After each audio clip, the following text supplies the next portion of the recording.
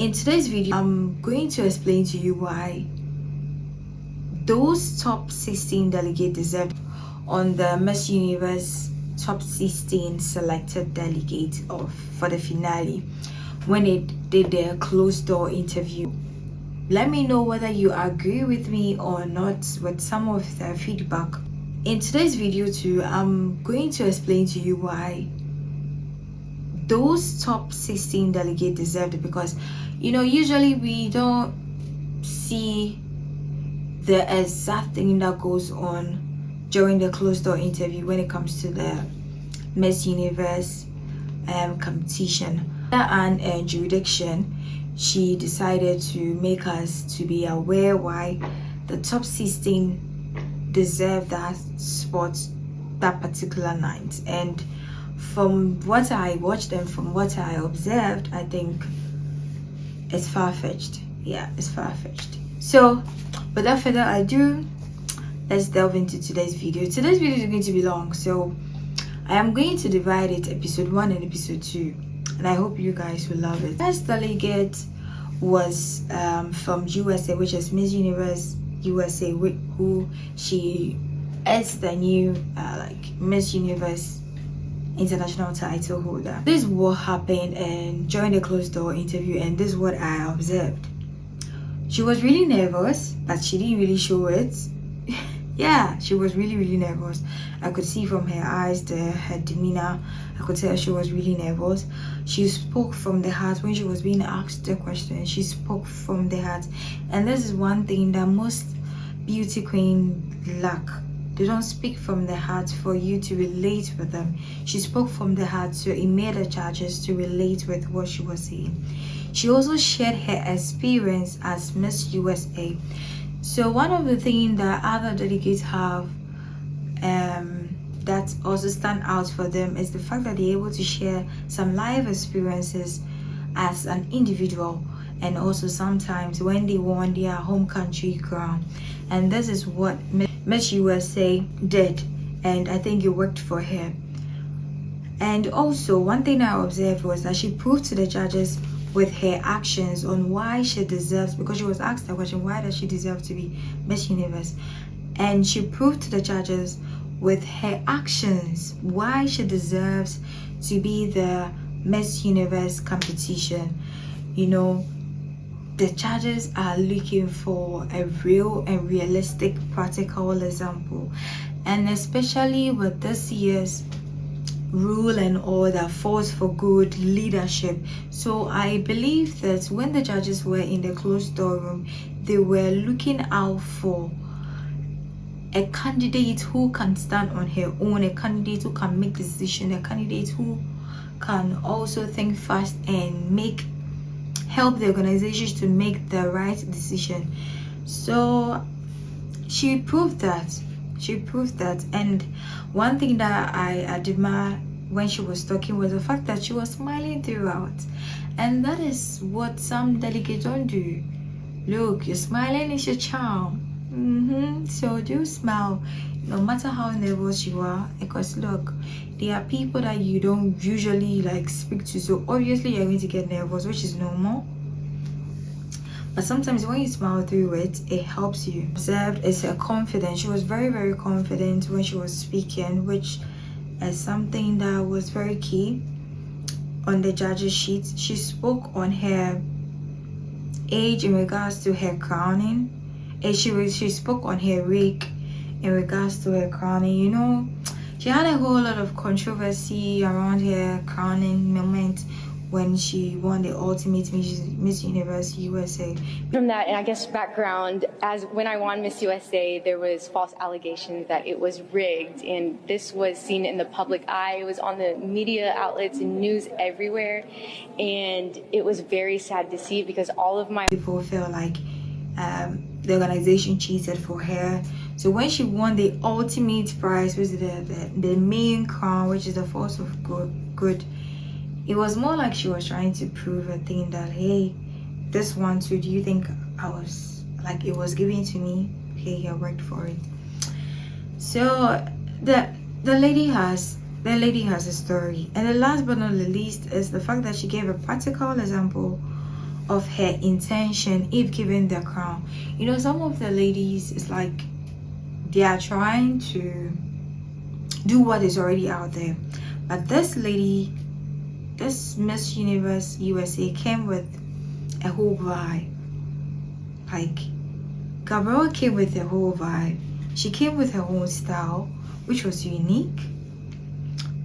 Yeah, although I see some similarities between her and Miss Universe Venezuela, you can attest, because she is also a fashion designer, and I could see a lot of similarities between them. So I wasn't surprised when the two were like the finalists for the winner to be declared. Yeah, so that's it.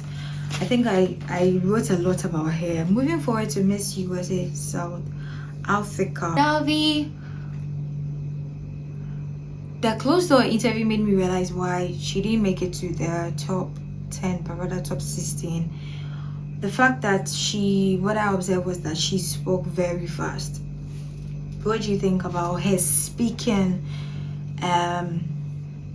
tonations when she was answering her question during the closed door? I would like to know your thought too as well, because for me, I think she was speaking too fast, and which is normal. Like, I also do speak fast sometimes, so especially when I don't want a video or I want the person to grab what I'm saying at a within a possible time, so that I'm not far behind time without not conveying my message. So I understand it when she was speaking too fast, but then again, it is what it is.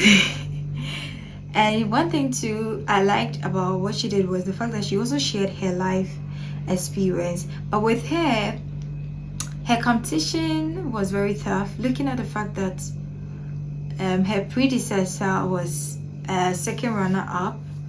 So I could feel the pressure on her shoulders. You get it? But you should know that these are two different personalities contesting in different years with different kind of contestants from different countries. You get it? So it can never be the same. Yeah. And another thing that I observed was the fact that she never gave the judges enough reasons on why she deserved to be Miss Universe. She never did. You can go back, due to copyright, I can't really show you guys what she said exactly in that closed door interview. However, I would entreat you to visit the Miss Universe YouTube channel, or the official Miss Universe YouTube channel, and watch her particular video and come back to come and attest to what I'm saying. Okay.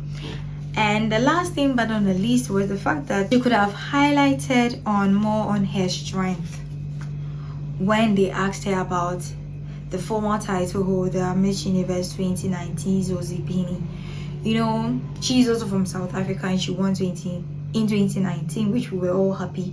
Her advocacy was different, her style was different with the short hair, like everything about her. You know, every year comes with each delegate coming with their own style, and she came with her own style, which wasn't surprising when she won the finale, like when she won the crown on that finale night. So when she was asked a question with her and her predecessor, which was her, I was expecting her to highlight on her strength that the judges can't find in Zozipini, because Zozipini is Zozipini and she is also in Davi. You get it? So there are two different personalities, and a way to impress the judges that also bring on board if given the opportunity, just like her predecessor Zozipini. My take on Miss Universe South Africa. Okay guys, so what do you think about what I've said so far? Am I hitting the nail on the right head, or you're not feeling what Pageant Police is saying? Anyway, moving on is Miss Universe Trinidad Tobago. Miss Universe Trinidad Tobago was someone that took me by surprise. Seriously, I wasn't expecting her to be in the top 16. That doesn't mean she didn't deserve to be part of the top 16, because looking and watching her closed door interview gave me all the reasons why she was given that top 16 slot. She was so lovely during her interview. She smiled through. She gave a bit of her family background. She spoke about her leadership. using her experience as a volleyball player, which was a very good approach. Yeah, that's one thing I loved about her closed door interview. Now moving on, fast forward to Miss Universe Spain. What I loved about her closed door interview was the fact that she shared her true identity. She made the judges to know who she really was. Like, aside the glitz, the glamour, the pictures people see, this is me. This is who I am. If you give me the opportunity to wear the force of good crown, this is what you guys are going to get. You get it. It was so real, and I loved her confidence in sharing her life experiences. She spoke with zeal and compassion. She wasn't shy like some of the delegates. She expressed herself well in the English language. Looking at the fact that she comes from Spain, and to the extent where she was very fluent in the English language, to me was a plus, seriously, because even countries that speak the English language hardly flow in it. Okay, they hardly flow in their home country language. And looking at the fact that she was able to speak the English well means the girl deserves some accolades. Yeah. Now I'm wrapping up with my last two countries, and then we'll close for episode 1 and then weekly do episode 2. Okay, so if you're watching this at this point, I don't know why you haven't subscribed to be part of this wonderful family. Like, drop a comment and tell me why. Tell me why you haven't subscribed at this point in your life, that you've been monitoring this page. You are still thinking whether you should join the family. Please, 2023, you need to join the family, and I'm begging you to join. Yes, so subscribe, share, and also like this video. It helps the channel to grow a lot. So please, that little thing that you are thinking it might not go well, does go well.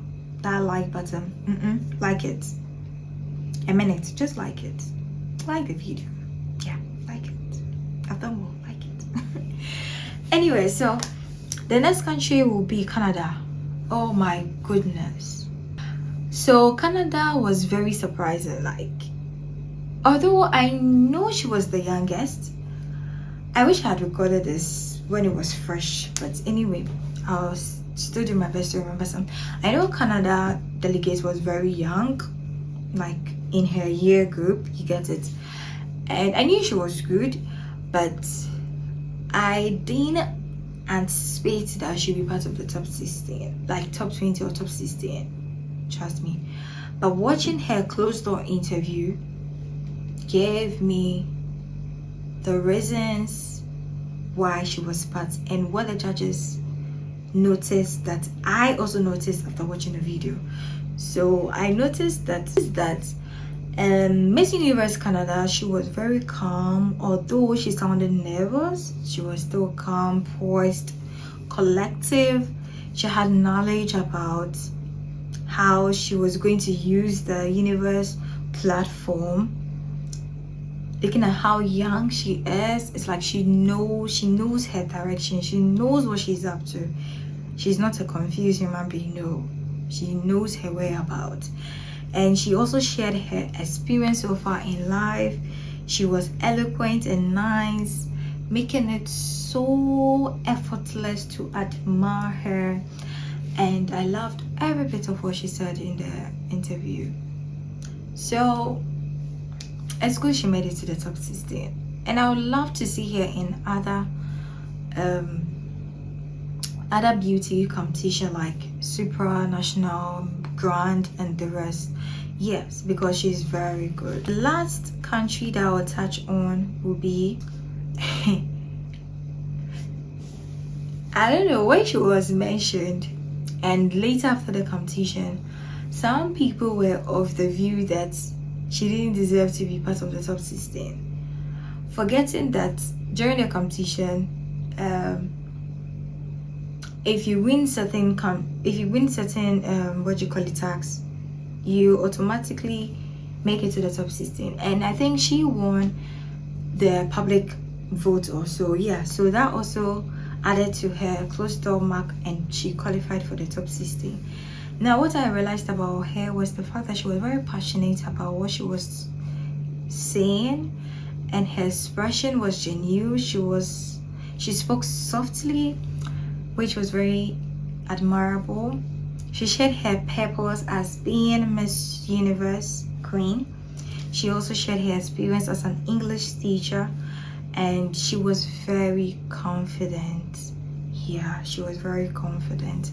So that is all for it's top 16, right? Yeah, so this is the first episode of the Miss Universe top 16 closed door interview. Please do well to watch the next one, which is the episode 2 of the final opinion of my closed door top 16 interview. Thank you. Meanwhile, don't forget to subscribe, like this video, and also share your thoughts on what I've said so far. Do you agree or disagree with me?